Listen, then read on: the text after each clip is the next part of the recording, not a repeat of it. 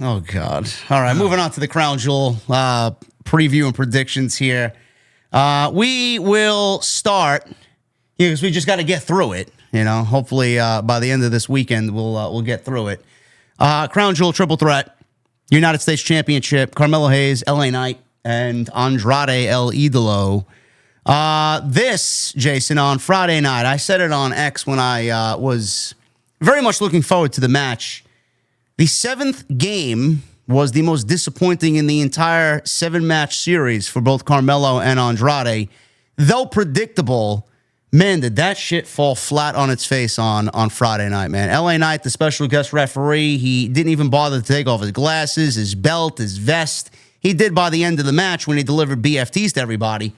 But, man, what a disappointing way to end such a tremendous seven-match series between two guys that got over in the seven matches. That's the way that they ended it.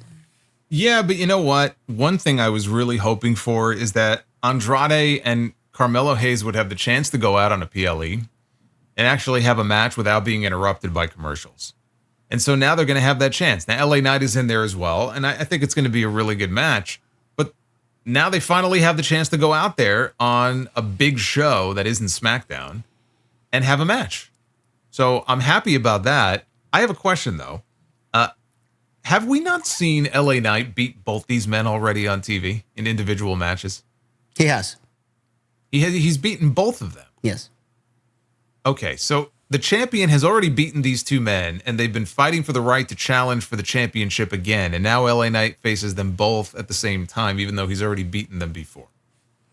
It just feels the way this played out feels very ass backwards to me. That being said, I don't see there being a title change. Despite all the matches that these two have had, I still think LA Knight walks out with a U.S. title. I think LA Knight walks out with the United States Championship, but if I was to choose one or the other, if they did want to do a title change on Saturday, I'm going with Carmelo Hayes. I don't know. I just have a feeling that they might do that just to kind of switch things up, because the way that I look at it, I mean, they really haven't lit the world on fire with LA Knight since he won the United States Championship from Logan Paul. Yeah, well, they haven't had anything for him to really... No. They haven't had that one big feud for him to really sink his teeth into. No. Yeah. But I'm sticking with LA Knight. I think him walking into WrestleMania as the United States champion is what WWE probably has at the back of their mind. I thought you just said you were going with Carmelo Hayes. No, I'm going with LA Knight, but if I had to choose one of the two other guys, if they wanted to switch the titles, I'm going with Carmelo over Andrade. I think you're picking two people to improve your odds here. That's not the way this works. You got to pick one person and stick to that one person. LA Knight's going to retain the title. Okay, good. Fatal 4-Way, Women's Tag Team Championship. This is the team of Bianca and Jade, Piper Niven and Chelsea Green, the Damage Control ladies of Io and Kyrie, and then we have Lash Legend and Jakara Jackson, Fatal 4-Way. This is not an elimination match from what I can gather here looking at the line sheet, but I am going to go with... Now, Damage Control is the obvious choice. I think a lot of people want Damage Control to win the tag team championships. But listen, I'm going to make, this is why we call it a prediction show. I'm going to make a very, very bold prediction here. I am going to go with Chelsea Green and Piper Niven to win the tag team titles. I am going with Jade Cargill and Bianca Belair to retain. I'm going to play it safe because that's what I think is going to happen here. I mean, they just put the belts back on them not that long ago. And it just feels like this is probably not the time that they want to take them off them. I think we wait until we get a little bit closer to WrestleMania season. Because I think the play for WrestleMania is Bianca against Jade. And I don't think we're there yet where they drop the belts and create an issue between them. I think that's still a couple months away. So I predict they retain the titles here. Have you enjoyed the way WWE has kind of taken the women's tag team division off life support and actually given it some life?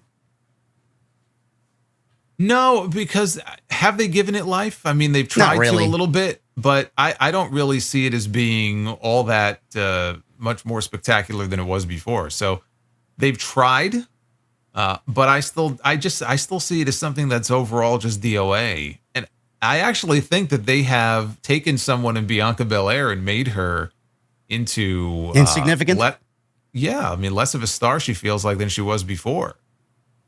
Now I know they're trying to build up Jade, but I think they did it at the expense of Bianca.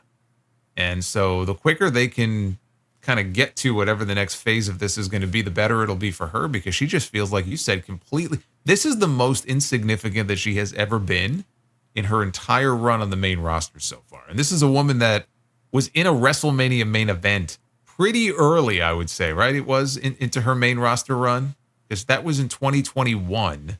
When did she get called up? Couldn't have been that much longer before that. Isn't she undefeated at WrestleMania? No, she has no wins at WrestleMania, does it? What was it, that the opposite Undertaker? No, she beat Sasha. She beat. Oh, that's right. Becky. Yeah. I think she's undefeated at WrestleMania then. I believe so. And she's never felt as insignificant as she does right now. Sasha's the one that doesn't have a WrestleMania win. Right. Sasha, no, she got one. I think her and Naomi in their last WrestleMania appearance. Oh, that's right. Won. Who goes heel here? Who goes heel here between the two? You think Jade goes heel? I think Jade goes heel. Okay. Yeah. So they needed this match to take place on the show. I don't mind it. I think the last time these ladies were on the show in a tag team match, it wasn't that bad. And Lash Legend and Jakara Jackson being NXT mainstays, they got a crown jewel appearance for 4 weeks of television. That's pretty cool for them. So we'll see what happens. Jason's going with Jade Bianca. I'm going Chelsea and Piper Niven. Seth Rollins and Bronson Reed. This is a grudge match stemming from 6 tsunamis a couple of months ago from Bronson Reed to Seth Rollins. Braun Strowman has been thrown into the mix as far as Bronson Reed and what he needed to do until Rollins got back to television. He did the same thing to R-Truth. He tsunami'd R-Truth only half the amount of times he did to Seth Rollins. But the Braun Strowman match ended in a last monster standing match with Braun Strowman winning because Rollins came back to television to really forward this feud to where we see it now. Triple H, Jason, he mentioned, or Bronson Reed rather, mentioned on Chris Van Vliet's podcast that Triple H took him to the side after the 6 tsunamis and said, "That's how you make yourself into a star. That moment will live forever." I think from that moment, I think a lot of people are looking at Bronson Reed as a major player going into 2025, which gives way to this match. We all know Rollins is a major guy. He's one of the faces of Monday Night Raw. But just from the optics of this match, after seeing Bronson Reed and how great he's been on WWE television going into this first match, there is no way humanly possible that if you're a pro wrestling promoter, that Bronson Reed is losing this match. There's no fucking way. He's got to win this match on Saturday. Yeah, the other thing he mentioned in that interview is that he wasn't supposed to go up for 6 tsunamis. Yes. It was originally going to be 1 or 2. And they just sort of, and maybe they were feeding him stuff from the referees. It's not like he went into business for himself, but that was not the original plan. I wonder how much Rollins had to do with that, too. I wonder what he said to him. Yeah, I mean, I could definitely see him feeling the crowd and even if he fed something to the referee, like tell him to go up again. Because each time he went up, you could feel it in the crowd. I mean, they were reacting more and more to it. It would be booking malpractice, I think, to have him lose at Crown Jewel. I actually floated the idea on my Raw review. I'm not 100% sure we're even going to get the match. Because they gave a medical update. I mean, basically what happened on Raw last night, it was one of the few things that I really liked about the show. They had a pull-apart brawl outside in the parking lot, and it ended with Rollins being laid out. Because Reed gave him a Death Valley driver off the back of a truck through 2 tables that just so happened to be sitting there on the floor outside. And they left Rollins laying, and then Joe Tessitore later in the show said that his lower back was really bothering him, and he went to a local medical center, and they didn't have any update on him after that. And to me, that's one of 2 things. My first thought was, okay, they're giving Rollins an out for when he loses. They could say, oh, he got hurt, it's the bad back. And you're going to see, if they have the match, they're going to see Reed work on the back. And so now Rollins, when he loses, which he should, they could say, well, he wasn't 100%. Which I don't think they needed to do that. I just think it would have been fine if it was just a straight up fair fight, but okay, whatever. The reason I say I'm not sure if they're going to actually go through with the match is because the way they left it, if you look at the total number of matches on this card, including the one that we'll get into in a bit, since it's been announced, 7 matches. That's a lot for a Triple H PLE. He doesn't like usually going beyond 5. This one has 7 matches. Do you think there's a chance that they announce this match with the idea that it's not actually going to happen? They're going to do an injury angle with Seth, and they're going to save the match, a few more weeks, and we're not getting 7, but we're going to get 6 matches? I hope not, because this was one of the few matches on this show I was genuinely looking forward to. Yeah, same for me. But the thought did occur to me that I wonder if that's something that they might do. They might be like, well, Rollins is not medically cleared, and the match is not going to happen, and they save it for another time.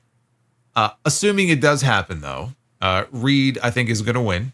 I think Triple H knows that he needs this win a lot more than Seth. Seth doesn't need this win. No. Rollins needs this win. And they're going to run it back again, and Seth is going to win. But this first match has to go to Bronson Reed. It has to. If Bronson Reed wins on Saturday, are we looking at a 1-2 feud over, or are we looking at a series of 3 matches here that takes us from Crown Jewel, maybe into Survivor Series, and then into Saturday night's main event? How do you see this thing playing out? I think you look at a series of matches. Why the need to blow it off so quickly? Right? I mean, Rollins is going to need to bridge the gap between now and January. Yeah. If let's say the plan is Rollins and Punk, right? I don't know when that might kick off, if it's going to be the Raw Netflix debut, if it's going to be the Royal Rumble. That's not until the beginning of February. This is the perfect thing to keep Seth occupied in the meantime. And you have Reed, who's working with one of the top baby faces in the company. It's a win-win. I don't see the need to just do one match. I think you could get 3 out of it. And you could do it where Reed wins the first, Rollins wins the second, and then they have a tiebreaker. If it's me, I would even have Reed win the first 2. And then if you want to have a third, Rollins says, one more, give me one more shot. And then he beats him in the end. But either way, I think you can get 3 matches out of it. Maybe some sort of stipulation match. I know we just seen an ambulance match between Chase U, Andre Chase, and Rich Holland on NXT's Halloween Havoc. Maybe some sort of stipulation match for these two for the last match in the series. I don't know. Yeah, not last man standing, like a Falls Count Anywhere match. Yep, I think would be a good stipulation. I thought maybe they were going to have a cage match was the other stipulation. I thought maybe they would do with him and Braun Strowman. If not last man standing. So yeah, something like a cage match to keep them contained, or Falls Count Anywhere, I think would make sense. Kevin Owens and Randy Orton was announced on Friday in a great segment between Randy Orton and Triple H to open the show from the Barclays Center in Brooklyn on Friday night. Kevin Owens obviously frustrated. He's angry. He's heartbroken that he watched his friend Cody Rhodes kind of team with Roman Reigns and just battle alongside the guy that caused him heartache and problems for the last 4 years. And then obviously Randy Orton, he felt like Kevin Owens did. Randy Orton chose Cody over him, and that's why we are where we are today. KO's anger obviously spilled over. He attacked Cody Rhodes at the end of Bad Blood. He did the same thing to Randy Orton a few weeks back. And at Crown Jewel, they will have a one-on-one match after Randy Orton begged Triple H to give it to him. And it was a situation, Jason, where Triple H was trying to save Randy Orton from himself. He said, you don't want this match. You don't want this match. I'm looking out for you. And he basically kind of built Kevin Owens up as the most dangerous man in WWE. It's like, oh my God, man, what's going on? He was like a super villain or something, like the Terminator, man. The way he was talking this guy up, it was amazing. So Kevin Owens is now a ruthless thug, and Randy Orton's going to get this match one-on-one. I do not expect Randy Orton to get the win here, because I know you've documented it. We've talked about it here on TNT. Randy Orton has not won a major PLE match in a very long time. I don't see he's not won a PLE match all year. All year. That's a very, very long time. And that's probably going to be the one thing that kind of breaks him to a point where it's going to kickstart the Cody and Randy feud when the time comes. I can't see Kevin Owens winning clean either. I know Randy and the back issues obviously are the reason why he was out for 18 months. The Bloodline put him out. Triple H even made a mention of it, and I don't think that Triple H is going to make a mention of something like that on television if it's not going to come into play. He could be targeting the back. Kevin Owens, I do think, is going to win this match. I don't know if it's going to be 1, 2, 3 clean because of the back or if he's going to cheat to win, but I'm taking Kevin Owens to win here, and I think he's going to beat Randy Orton on Saturday night. Yeah, I think what we're looking at is either a Kevin Owens win or we're looking at some kind of like a no contest disqualification where he just snaps and referee kind of throws the match out. Look, we've seen in the past Kevin Owens has powerbombed people on the edge of the ring. And if he wants to target the back of Randy Orton and try to break his back, he might give him an apron powerbomb and maybe the match just ends. You know, you don't even have to do a proper finish. He just sort of loses his mind and he tries to break his back all over again. And that at least would kind of get over what Triple H was trying to, because he was being very over the top with it. Like, oh, I'm doing it for your safety. And I have never seen this look in his eyes that I've seen before. And I'm like, you would think that this man took a hammer to, Cody Rhodes, and he took a sledgehammer to Randy Orton. He beat them up. We see people get beat up on this show every single week. So he would have to really do something dastardly, I feel like. And that would fit his MO because that's what he used to do to people all the time. So maybe an apron power bomb. And he certainly, if he doesn't pin Randy, I think he'll be standing and Randy won't be when it's over. I agree. I think a referee stoppage makes sense here. I can see that absolutely taking place, and I'm looking forward to it. I think I said on Friday, this is the one story to me in all of WWE that's got the biggest interest from me, my point of view. I think this is, to me, bigger than the Bloodline. I'm more interested than the Bloodline story in this. Well, they took a very unique approach with it as far as the Kevin Owens attack after the last show, after Bad Blood off camera in the parking lot. Everybody's out there filming with their phones, and they wouldn't even air the footage on TV that first week. And Triple H said, no, we're going to handle it internally.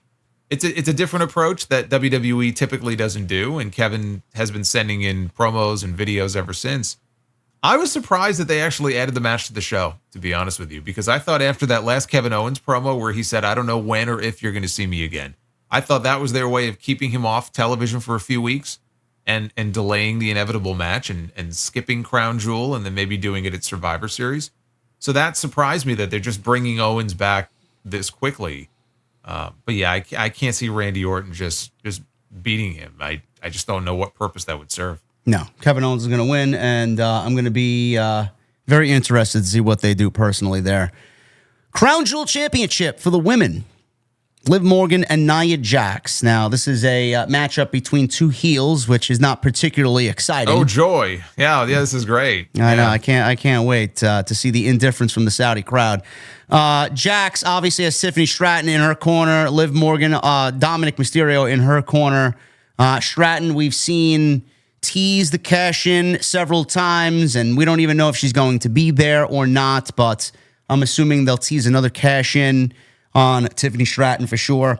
And Rhea Ripley obviously is going to play a factor in this match in some way, shape, or form. I'm assuming she'll be there to run in at some point, so don't be surprised to see her run in. But as far as the ending to this goes, Jason, I could see Rhea Ripley costing either Liv Morgan or Tiffany Stratton, costing Nia Jax. I think I'm going to go with the way of, I'm going to say Liv is going to win because Tiffany might want to cash in and there's some sort of distraction there, and I think that distracts Nia, and Liv gets the upset victory over Nia Jax and becomes the first ever women's Crown Jewel champion. And we don't get a cash in, by the way. I don't think Tiffany's going to cash in tonight on Saturday night. Yeah. That was my exact prediction. Although the reason I'm picking Liv, I have a different reason for picking Liv, and it ties into the next match, which we may as well just talk about that now, which is the other Crown Jewel match. Cody Rhodes and Gunther, champion against champion, neither title on the line. We have a brand new title on the line that I don't know that anybody really cares about. But boy, they're giving it the white glove treatment every single show. What are they talking? 50 carats in this thing, the big green belt. It's like it's like being protected by fucking the FBI and CIA agents. Secret Service is just taking it around. I mean, this thing is like the Hope Diamond, man. You can't get within 50 feet of this thing. But I just feel like most people are just completely apathetic towards it. I think the match itself is going to be really good. I wish I could bring myself to be more excited for it. I can't. But I cannot envision Gunther and Nia Jax winning.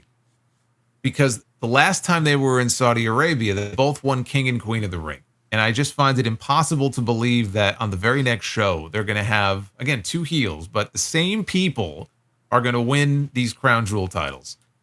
But because I think Gunther is winning this match, that's why I went with Liv Morgan in the other one.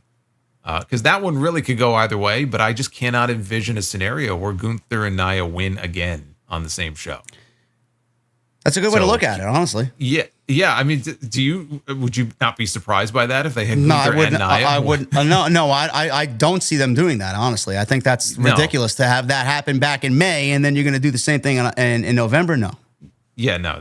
I cannot imagine that. So I think Gunther's going to win, and I think it's going to be because Kevin Owens is going to show his face, and whether or not he gets physically involved or he just shows up and there's a distraction, I think he's going to factor into this finish in some way. I thought of something else here too, because I feel like you got to tie Randy Orton into this somehow. And I know we were talking about Owens doing something dastardly to Randy and maybe the match gets thrown out. Assuming that Randy is not totally incapacitated, I could also see a situation where Owens comes out and then Randy comes out to go after Owens, but Randy inadvertently hits Cody or bumps into Cody. Something happens that costs Cody the crown jewel title. Now you've given a reason for Cody to have some sort of a beef here with Randy Orton. And now everybody ends up just hating each other. So I think something like that is going to play out. It's going to end up benefiting Gunther, and I think he's going to be the first crown jewel champion. Now, Gunther's last PLE was against Damian Priest. There was an interference by Finn Balor, which cost Damian Priest the world championship. Obviously, Gunther's now the world's heavyweight champion. Would that be a little kind of peculiar, for lack of a better term, to see Gunther 2 PLEs in a row win by some sort of outside interference when he's the type of guy that goes into a match and just kind of decimates his opponent, wins clean, moves on to the next, and no rhyme or reason, right? No, it's not surprising at all because there's a difference between him going in there with someone on the mid card or even upper mid card and beating them clean. Even a Sami Zayn, who's a main event guy, but is he a main event guy in the same way that Cody Rhodes or Roman Reigns is? No. So him going in there and beating someone like Sammy or Chad Gable clean or Sheamus clean is very different. They're not going to want to do that with Cody Rhodes. And plus, Cody is the WWE champion. And this is one of the reasons I hate doing matches like this, because neither one of these guys should lose, especially if their title is not on the line. I don't want to see either of these guys take a pinfall loss here on this show. I think it's ridiculous. But this is what they did. They painted themselves, they may not look at it that way, but they painted themselves into a corner here. So I can't see Gunther beating him clean. But the other reason I wouldn't be shocked if there was interference of some kind, I pointed this out last night. The last 2 weeks on Raw, I think every single match, and we haven't had that many, I think in the last 2 weeks there have been maybe 8 matches on Raw total. Every match, I think, but one. I think the one last night with Ludwig Kaiser and Sheamus has ended with some sort of interference or distraction. And it's becoming a real problem because I understand sometimes you have to do it to build to whatever the PLE match is going to be, but that's ridiculous, okay? Every match but one in the last 2 weeks on that show ends with some kind of interference. It's fucking ridiculous. Yeah, there is an overabundance of interference, yeah. Yeah, well, I mean, that's being kind. And so if there was some kind of interference or distraction here, no, I wouldn't be surprised at all. And that's what I'm expecting. Yeah, this is going to be a great match. I think they really kind of, I don't want to say salvaged because I don't think anything can be salvaged here, but they really kind of addressed Cody's terrible promo last week with Gunther's great face-to-face on SmackDown this week where he honestly cooked Cody Rhodes. Let's be honest. Cody's out there. He said nothing wrong. I got to win this for my daughter, he says. I'm like, you just won the WWE Championship for your daughter. What the fuck do you care about this thing for? Everything I said last week, Gunther went out there in that promo and said the exact same thing. He goes, what are you bringing up your daughter for? Your daughter has nothing to do with this. He goes, you always find a way to bring the people closest to you into this. And he brought up, I want the John Cena schedule. So now he's tying himself to John Cena. He's tying himself to this person. He said, I want to win the Crown Jewel Championship because I'm the best wrestler in the world. And I'm like, fuck yeah, that's a great, you don't need any more excuse than that. But everything he was saying in the promo, I found myself nodding and agreeing. And the crowd did too, because there were a couple things that Gunther said that the crowd popped for. Like, you know what? He's right. We agree with him. And then what was Cody's response at the end? How did Cody respond? He punched him in the face. He resorted to violence. This is your babyface champion. He had no comeback for anything this man said, so I'll just punch him in the face. Yeah, he did the great drop down Dustin Rhodes punch that he usually does. Because if you're ever in a real fight, that's what you're gonna do. You're gonna drop down on your fucking back and then throw a punch up at the guy. Yeah. Yes, they did have a very good back and forth, and Gunther, whoever helped Gunther pen that promo deserves a raise. So I thought that was fantastic stuff. One person we will not be seeing in this match, ladies and gentlemen, because I know there was a lot of people online and WrestleVotes tweeted out something, or so it came from somewhere, but Bill Goldberg has been in the news. I don't really care to see Bill Goldberg on television, but he has been in the news. He will not be interfering in this match, costing Gunther the Crown Jewel Championship match. Now, there's an update on Bill Goldberg. WrestleVotes did say that, yes, I don't know for sure, but there are plans for WWE and Bill Goldberg in the future. Now, WWE has plenty of spots to do this rumored match between Goldberg and Gunther, Saturday night's main event, Survivor Series, even the Royal Rumble. I don't care to see it on any one of those shows, but if you want to build Gunther up, I guess we could think of a lot worse for WWE to do. But there's an update on this, Jason. Apparently, on Friday afternoon, November 1st at 12 noon, Bill Goldberg will be inducted into the Florida-Georgia Hall of Fame. The city of Jacksonville announced on Tuesday that Bill Goldberg, the former University of Georgia defensive tackle who helped the Bulldogs win 3 of 4 games against the Gators, will be amongst the 2024 inductees into the Games Hall of Fame on Friday, November 1st. So it may be a very, very small window for him to fly from Jacksonville to Saudi Arabia and Riyadh and then interfere in this match. But there is a small rumor that Goldberg could potentially start a program after Crown Jewel is over on Raw, because Raw is taking place on Sunday, taped in Riyadh for Monday. Maybe Goldberg shows up on Monday, and maybe we get Goldberg versus Gunther at Survivor Series for the World Heavyweight Championship. None of this is confirmed. It's just hearsay for now. But what do you think of all this Goldberg nonsense hitting the social media feeds? Not a fan, number one. Because if we're talking about Goldberg and Gunther, what are we talking about? We're talking about a World Heavyweight Championship match. I want my shot, pal. Yeah, I mean, he hasn't had enough of those.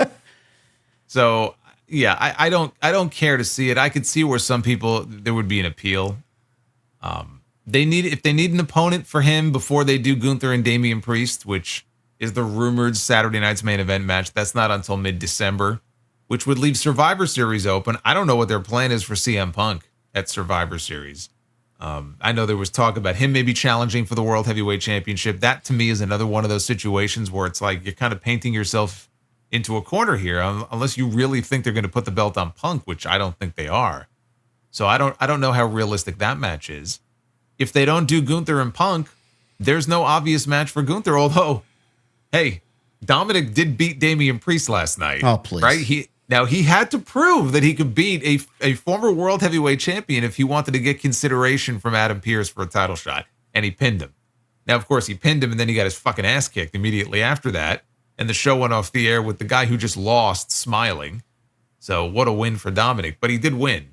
So I am kind of, I don't want to say that I think it's a Survivor Series, championship main event caliber worthy match, but the idea of Gunther going in there and just chopping the freaking soul out of this kid and beating the crap out of him is very appealing to me. And I'm just debating in my head if I would rather see that. I think I would. I think I would rather see that. Him just going in there and murdering Dominic. See Gunther and Goldberg. It just doesn't do anything for me. I guess some people might see it as a marquee match. It doesn't matter either way. I just sort of see it as a stepping stone to the eventual match with Priest, which I guess if they're not going to do it at Survivor Series, then they could do it, again on Saturday night's main event. My suggestion from a few weeks ago, I think I mentioned it here on TNT, you could get a Saturday night's main event match out of Goldberg and Gunther. Like that could be an attraction for NBC that night. And you could do Gunther and Priest at Survivor Series. That's the way I would do it personally. Yeah, I mean that's what I thought they might be doing, but I guess they could flip it and do it in reverse. I mean, it doesn't matter. He's going to go in there. He's going to get paid. He's going to get beat, and then we're not going to see him again after that. So whatever. Yeah, we'll see what happens. I don't know when this Dominic match is going to happen. It could happen on Monday night for all we know, and then Goldberg comes out. It'll probably be a TV match. Yeah, we'll see what happens. But I would totally do that. I would do Priest and Gunther at Survivor Series because Priest right now is in the middle of nothing. I think this Judgment Day, the entire Judgment Day faction is ice cold. I think this is the worst rendition of the Judgment Day so far. They got no heat, and I think the Rhea and Liv storyline is even fizzling out. So I think you do Priest and Gunther at Survivor Series, and then you possibly do Goldberg and Gunther at Saturday Night's Main Event on NBC. I think that's something that could potentially play out. So we'll keep a close eye on that.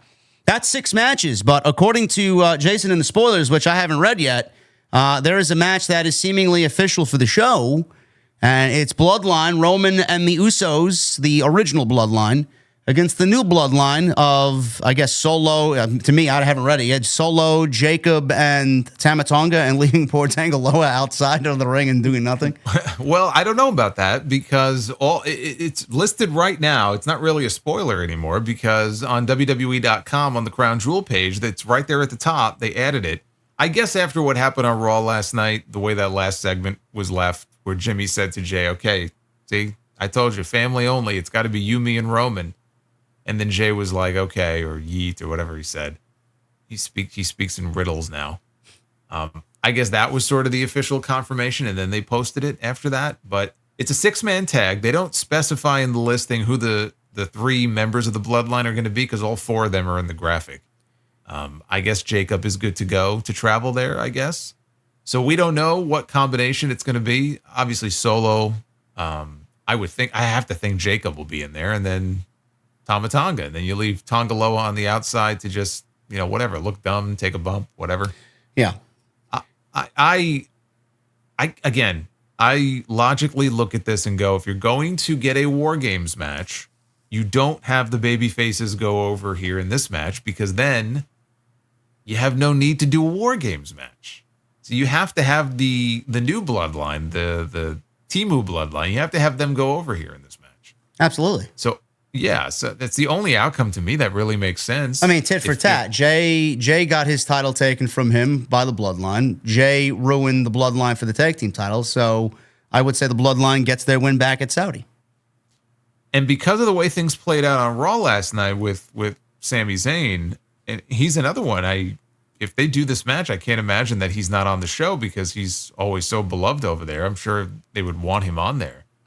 But I could see him factoring in some, because they're telling a very interesting story now where we don't know whose side he's on necessarily. The last we saw of him last night, he was having a conversation in the parking lot outside with Solo Sikoa about what we don't know. Might he show up? And then they play it where it's like, well, whose side is he on? What's he going to do?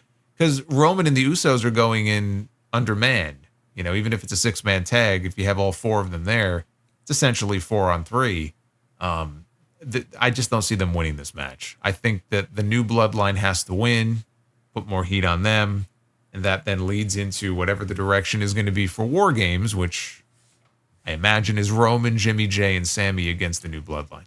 Yeah, I said on my Raw review last night, I'm glad that they're actually taking a different approach to include Sammy in this thing instead of just saying, hey, he was the honorary Us. We're going to put him with these guys and we're going to get a War Games match. That's the easy way to do it. Why not flesh a nice story out where, like last night, Jay said, you're not family. Sammy took that to heart. Jimmy wanted to go talk to him.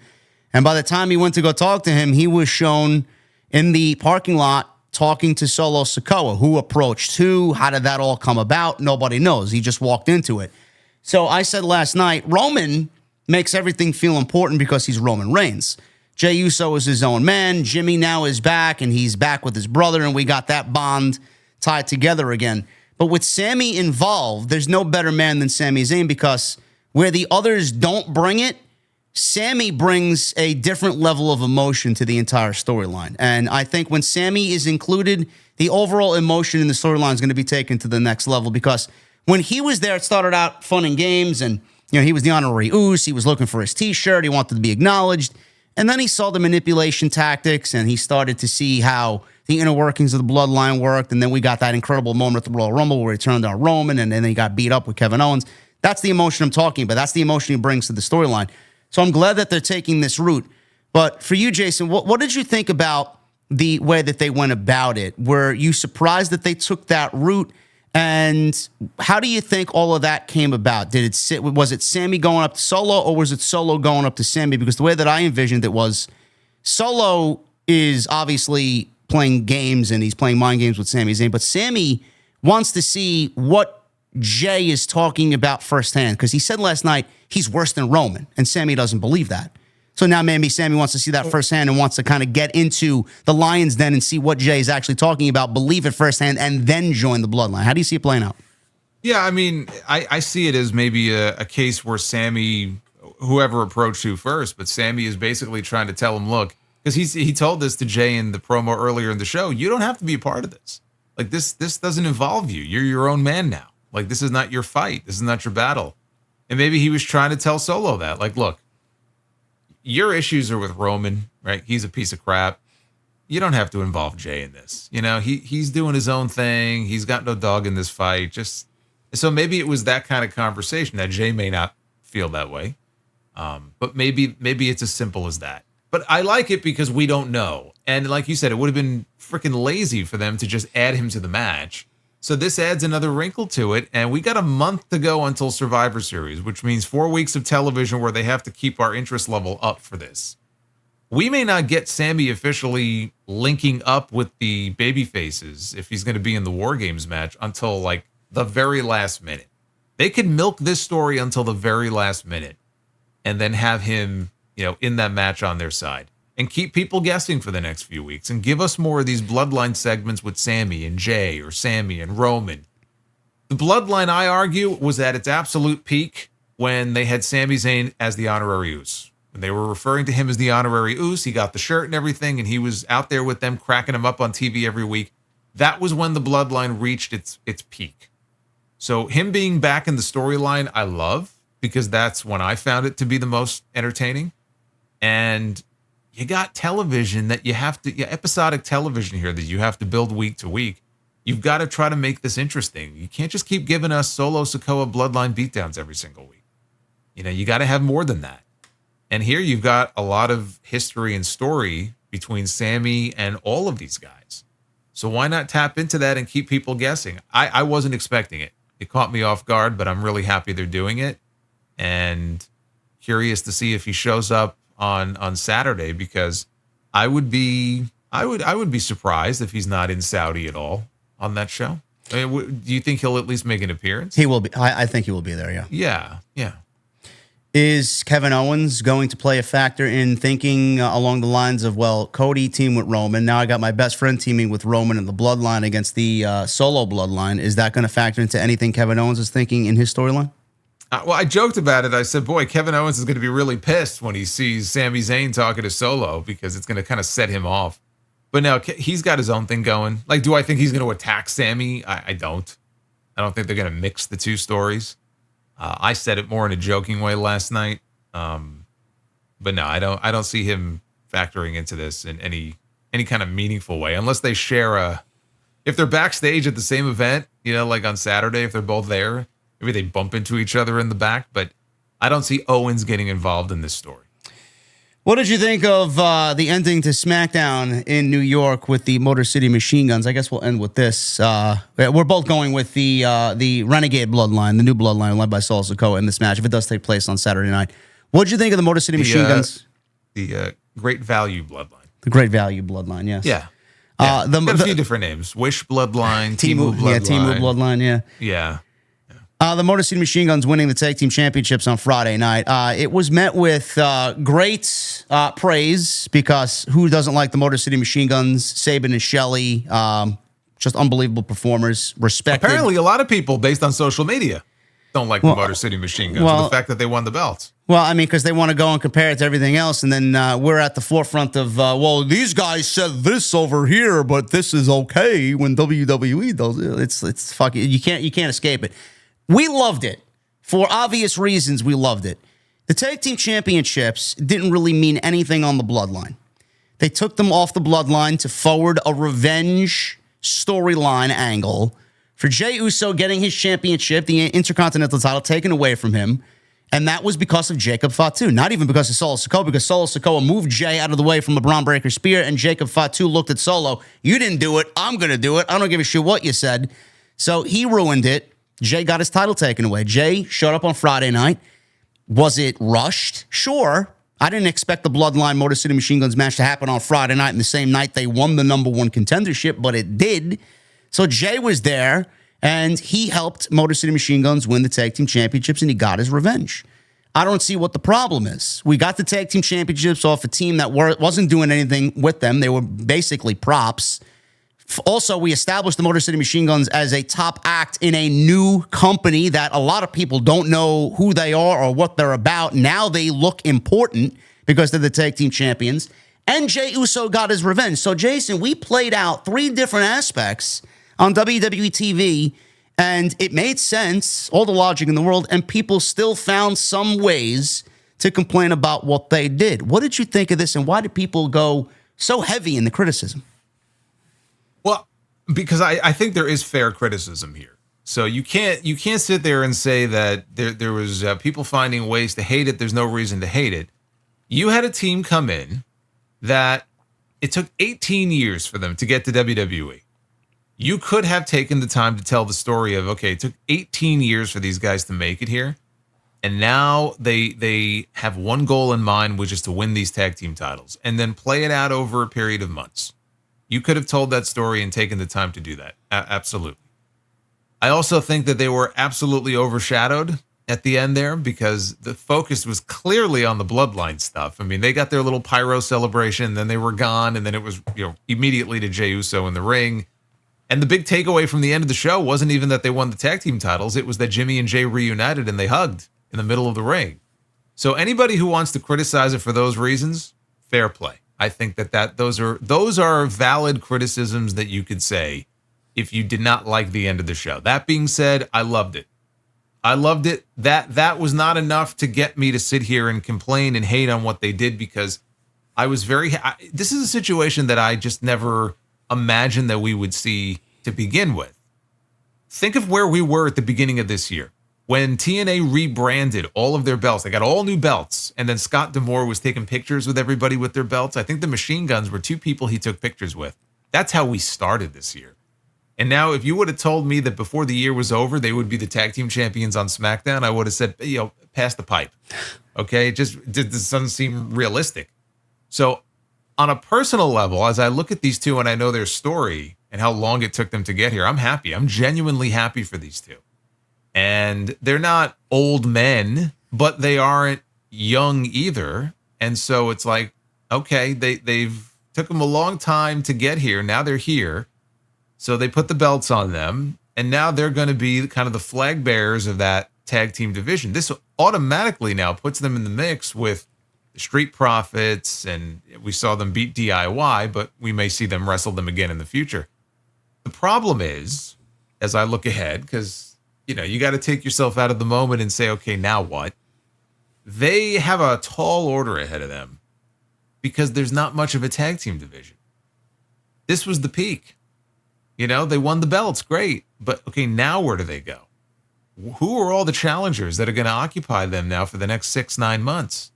You got the Street Profits. Maybe they end up going heel. They tried turning them heel and the crowd didn't want to boo them. So I don't know if they're going to try that again. And Montez Ford sounds frustrated that he's not getting more opportunities, which I wholeheartedly agree with him on.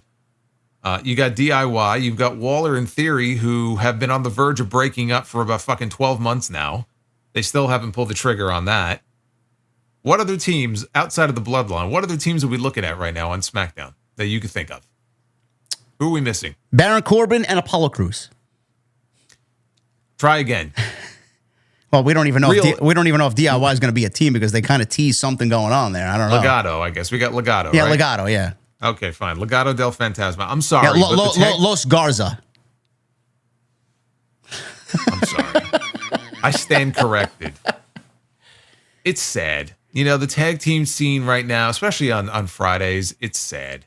And if you were to combine all of the teams between Monday and Friday, you'd actually have a pretty They'd have a formidable tag very team good division, yes. Yeah. So individually, it just doesn't work. So I do worry about that, right? I'm happy for them, but I do worry now about where they go from here. But as a moment, we were talking about Joe Hendry earlier and Bound for Glory. Sometimes you got to live in the moment, and that was a very cool moment. And they got a much better reaction. They had a much better match than they did in their debut because you didn't have all the traffic of it being a three-way. I enjoyed it. I worry now about where they go from here.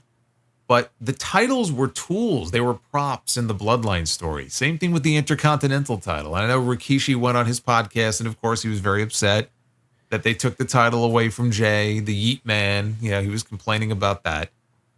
I honestly, it boggles my mind because Jimmy, Jay, and Solo are all his sons. They are all over these shows. Monday, Friday, this Saturday, they're probably going to be in the main event, right? They may close the show with that. They're all over the shows. And he's complaining. Like, I get that, like, he's his dad. And he says, like, no, I'd be saying this even if he wasn't my son. Yeah, bullshit. Okay, he's upset because it's his son. He's looking out for his boy. But he's got 3 boys. They're all over these shows. He should be on cloud 9 right now. He should be so happy. His whole family is dominating the shows every single week. I don't know why he's complaining. But the Intercontinental title on Jay, it was never meant to be a long-term thing. The tag team titles in the Bloodline, same thing. This was always going to end up being the plan here going into War Games. They're going back and forth. Oh, you screwed me out of my title. I'm going to screw you out of yours. They were props. The Bloodline, like you said, they don't need the titles. It's not about championships. It's about family. That whole story is all about family. What did Jay say to Sammy last night? You're not family. You wouldn't know. That's what that story is about. So you're bang on about that. They don't need titles. But you can't sit there and say there's no valid criticism for rushing the belts onto the machine guns. I think there is some valid criticism of it. It just didn't bother me that much. How could Jason forget? Yes, boy. Pretty deadly.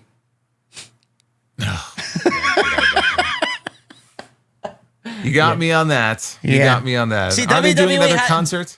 I hope not. WWE had a great opportunity to flesh out this tournament that happened on both shows. We got the War Raiders versus the Motor City Machine Guns. Whoever wins that tag team title match, I would do a tag team title versus tag team title thing at Crown Jewel if they had time to do it, honestly. So you want to create another set of useless titles and have a non-title match for another Crown Jewel championship? Merge the titles, unify. They're not going to do that, though. They're not going to do that. Judgment Day and Motor City Machine Guns. That'd be a banger match. I'm sure it would be, but why would they do that? Makes too much sense. They went out and they created brand new belts. They separated the belts. To do that would be an admission of failure on their part. They're not going to do that. Oh, well. They're not going to admit that they never should have separated the titles to begin with because the divisions on either show individually were not strong enough. But they'll never admit that.